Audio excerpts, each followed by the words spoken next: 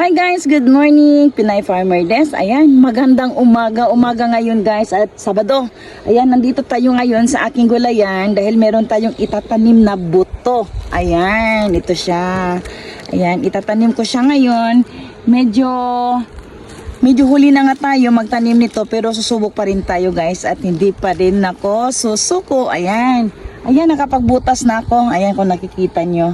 Ayan, ang dali lang magbutas guys dahil ito ang gamit ko. Ayan, at hindi siya masakit sa bewang dahil nakatayo akong binubutasan to. At syempre, meron tayong pangsukat. Ayan, ito legit na pangsukat na gamit ko. Ayan.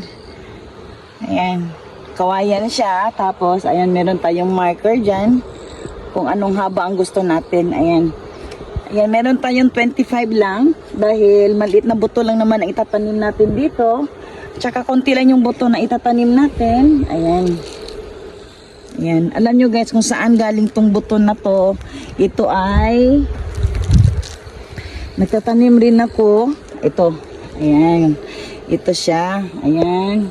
Para next year, meron tayong matanim na buto ulit. Ayan siya. Ayan. Siya yung nagpo-produce ng buto. Ayan, para meron tayong pantanim. Ayan, ito binili ko lang to ngayon dahil subok nga lang tayo this year. Ayan, unang pagtatanim natin dahil susubok ako. Dahil sa pagsusubok ko, next year sana tayo na ang makapag-produce ng buto. Kaya nagtanim ako nito para pantanim natin next year. Ayan guys, at ipapakita ko po sa inyo paano tayo magtanim nito. Okay, that's it.